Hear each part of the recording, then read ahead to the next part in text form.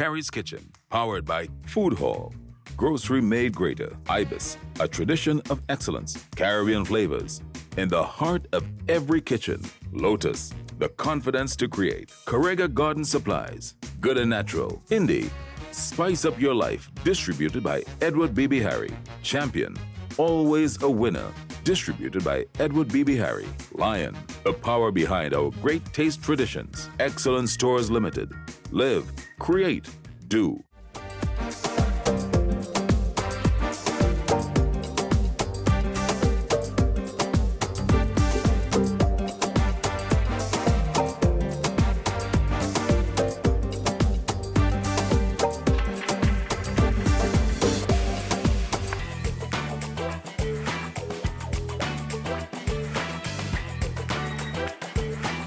Sometimes when you have guests coming over, you don't want to cook a full meal, but you do want to cook something to entertain your guests. So today we're going to grab some chicken and we're going to a poultry store, because at a poultry store, you could get fresh chicken that you know is local.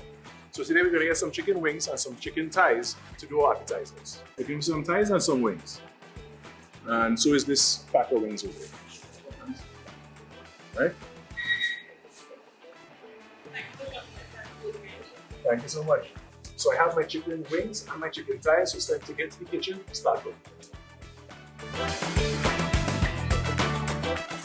And we are back in the kitchen now, and we just came from the poultry shop where we got some fresh chicken thighs. What we're making today is some barbecue pulled chicken on some potato crisp. And first things first, these thighs need to go in that water and we're gonna spice that up. But before all that, we wanna get rid of the skin because it's not something we're gonna use.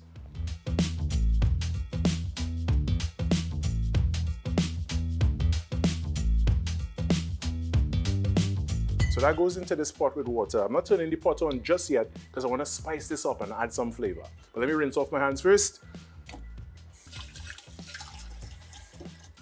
So when we're talking about spice, Caribbean flavors come to mind one time. So we're grabbing some star anise, some fennel, some cloves, and over there we have some salt. Because we want flavor going in this from the beginning so that in the end we could have nothing else but flavor. Some cloves go in, let's say about 6 cloves. Some fennel.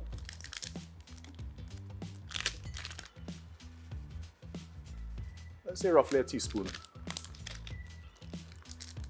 Now with the star anise, these have a very strong flavor, so let's just go with 2.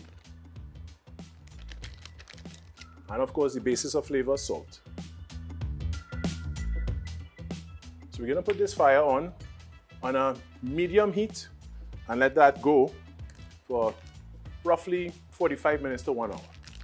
So while the chicken is poaching, we're gonna make a batter which we are going to use to batter our potatoes so that they could have a nice outer crust on them on top of that crispiness. So we'll get some layers going, and in those layers, we're gonna get some flavor going as well. So the first thing I'm gonna start off with, it's my Lion brand self-rising flour, because it makes my life so much easier. I don't have to worry about baking soda or baking powder myself. It is self-rising, so I'm sure it will rise. So I'm going to use just about a cup of that, because I don't have a whole bushel of potatoes that I want to fry here, so that will be enough. I have some water over here and an egg. I'll start with my egg first.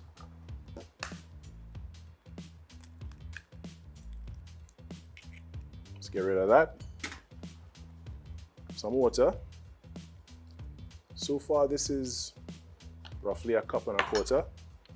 We're going to start with that and see if we need to add any more. So this is actually looking like the consistency I like. So we need to add flavor to this as well, because we add in flavor on flavor on flavor. So we start with a little salt, basics. We're going to add some spice.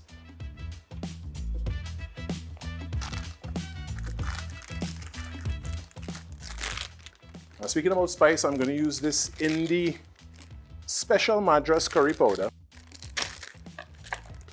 So we're going to add a different dimension of flavor from the batter here to go with our potato crisps.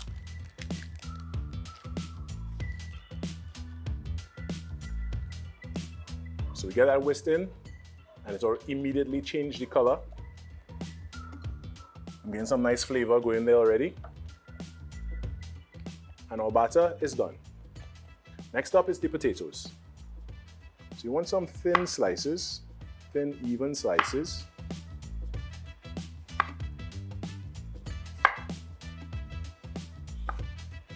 And that's just about it. Another key part of getting your slices nice and even is having the right knife. And I'm using the Berlinger house knife that I got from my good friends at Excellent Stores. So these have to go in water because you know potatoes tend to oxidize and turn to that dark color you don't want, and we don't want that. So you're gonna put these in water, and an added tip is that we're gonna put some salt in the water. That will start flavoring it, and it will also start drawing out some of that moisture so it fries better. While that is heating, we're gonna garnish this later on with some garlic slices. So same deal, just gonna get some very thin slices of garlic. All right, so the first thing we want to do is drain this water from the potatoes because oil and water don't mix. So I'm going to drain this out, and this was the salted water. And the next important part here, don't miss this, is to pat it dry. So we're going to lay it out in one level on paper towel on this tray. You may need to do this in batches depending on the size of your tray. It's very important to lay it out on one level and pat this dry before putting it in your hot oil, because if you don't do that, that oil and water will react, it'll splash, you might get burned. I don't want that to happen to you. Trust me, I know how it feels. So you give it a nice pat here with some paper towel. And when you're happy about how dry it is, you can get to the next step. These are good.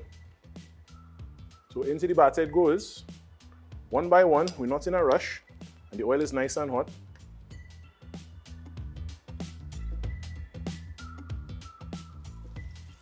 And that sizzle is what you want to hear. Cook-wise, this will take about 4 minutes, 4.5 minutes or so. What you're looking for is a golden brown color.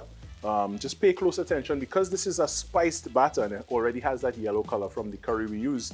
Keep a close eye on it and don't mistake what is golden brown from what is past golden brown. And again, you don't want a vigorous boil on this, on your oil that is. You want controlled heat.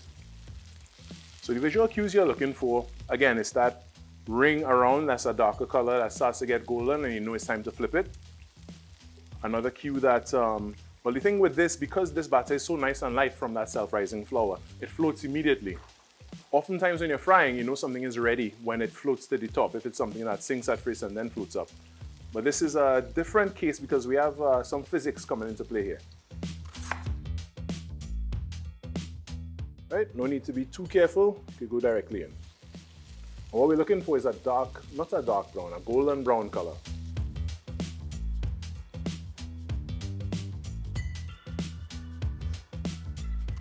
Right, so now that this garlic is done, let's check our chicken. And this is just about falling off the bone. Good to go.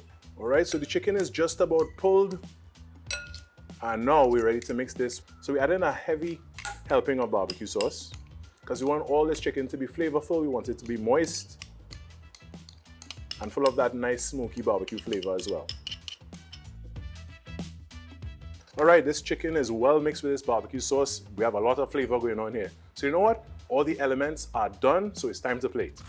Now this one, it may not be too quick, but it's easy, it's a burst of flavor, and it's something that you could impress any crowd with.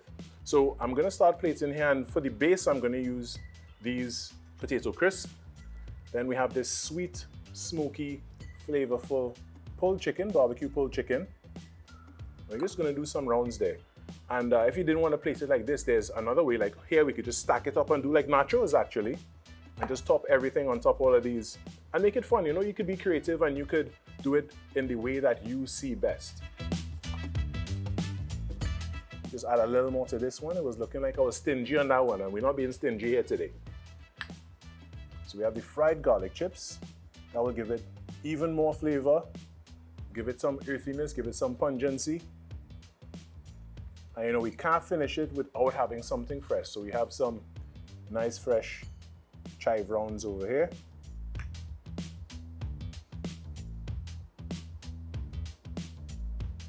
And look at that. You can't go wrong. All right, so coming up, it's Chef School, where I'm going to teach you some chicken butchery in a way that you may not have known before. But now, it's time to taste.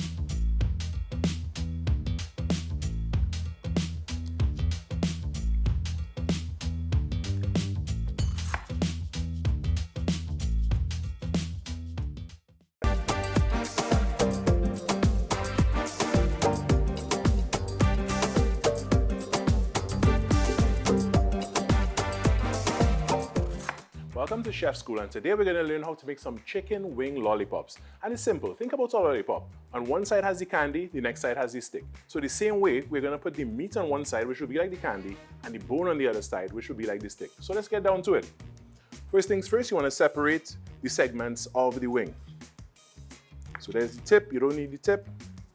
We have the drumlet, and we have the winglet.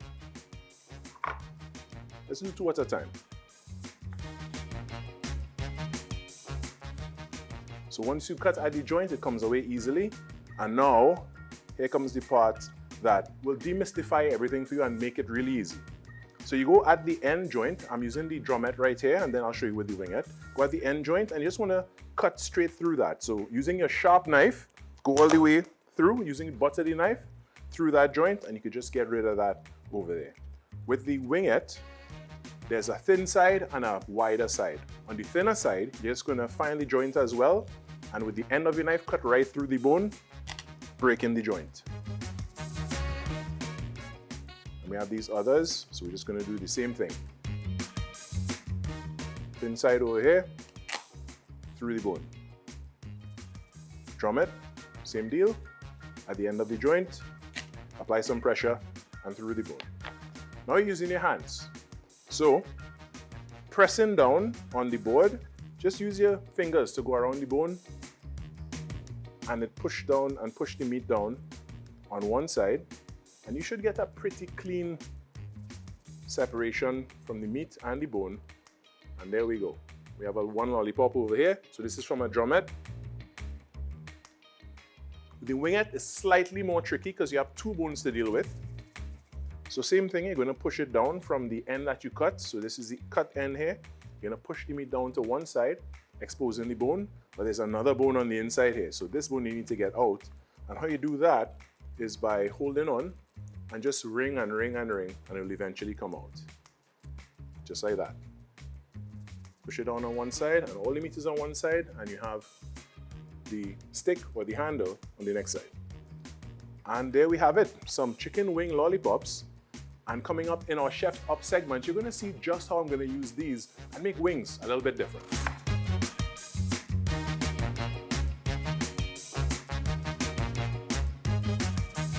So now I'm going to chef up my chicken wing lollipops. Get it? So first things first, oil needs to heat up, so we're going to go right with that in the pan. I'm using Lotus soybean oil. And we need a lot because we are deep frying. So don't be afraid to pour in your oil in here because you want your wings to be submerged. And let's start working on sauces. First things first, it's the blue cheese dressing. Start off with some blue cheese, of course. In here goes some plain Greek yogurt.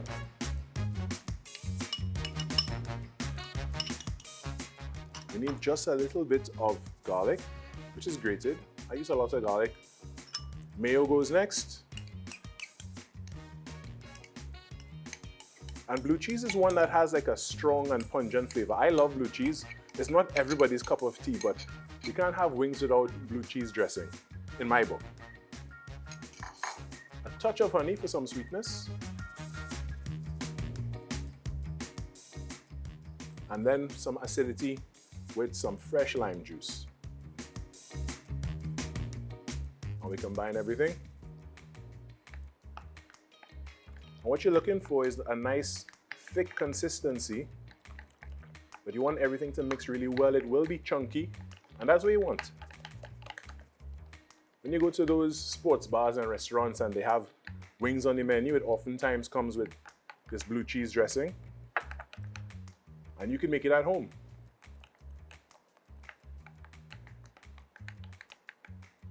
And this is just about done, and this is what you're looking for. So for the next step, we are going to do our roasted pimento buffalo sauce. I'm going to need a food processor for that, so we're going to head across to this side. In goes roasted pimentos. You want some hot sauce. little salt. You also want some honey. We're adding a little bit of sweetness everywhere today. And a touch of garlic. And here we go.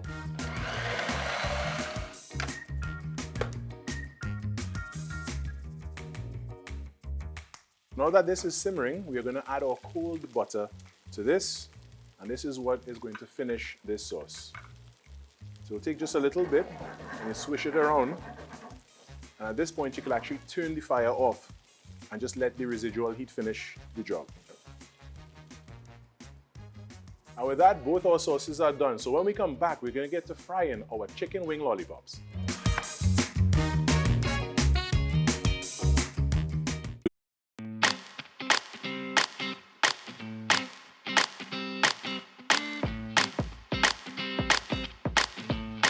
Welcome back. Now it's time for frying.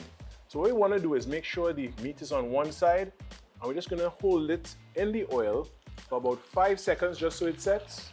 3, 2, 1, and let it go. And we're going to do that with all the pieces. And each batch will take about 7 minutes or so to fry.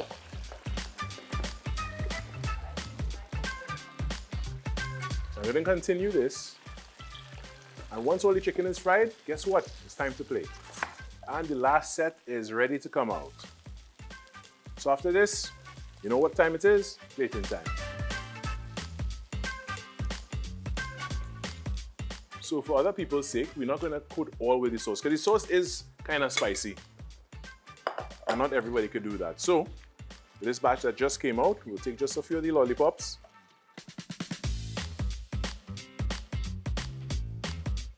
Now we're going to dress these. So again, this is a spicy sauce. And here's where you mix that in, and I'm getting that aroma.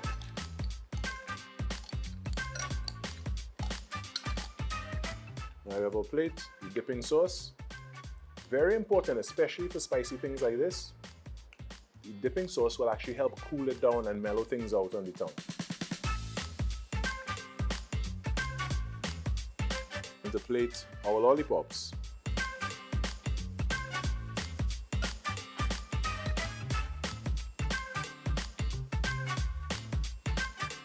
The nice thing about the lollipop is that this is finger food, right? So the chicken bone makes a nice handle that you could hold on to without getting your fingers too dirty. And also with this spicy thing, you don't want to get your fingers in your eyes, so just be very mindful.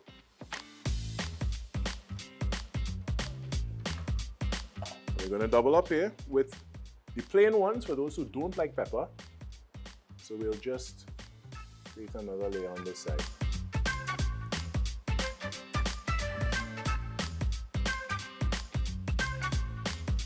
And now you don't always have to make a spicy sauce. You know, barbecue sauce would go just fine with that, a honey garlic sauce. And you know, you can tell us in the comments, tell us what you would like to put on yours if you'd like a recipe for a honey garlic sauce or even a barbecue sauce to coat your wings. And now we put the finishing touches, of course, because you eat with the eyes first. So you always want to make sure that everything you do looks good. Some nice fresh parsley sprigs there to add some color, to add some vibrancy. And there we go. So today we went from classic barbecue pulled chicken to some chicken wing lollipops. And it was all about share items. Whether you're having a movie night, a game night, or just some time with some family and friends, this type of meal is one that you can share. It's one that you could commune with, and one that, you know, is not a full meal. It's just so if you're feeling peckish. So until next time, this has been Khary's Kitchen. And now I finally get to taste it.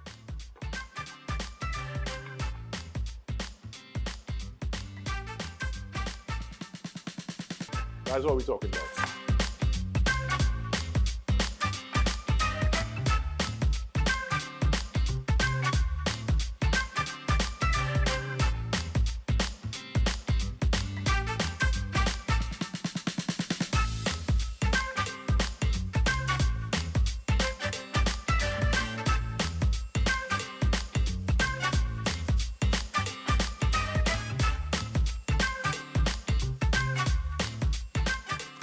Khary's Kitchen, powered by Food Hall.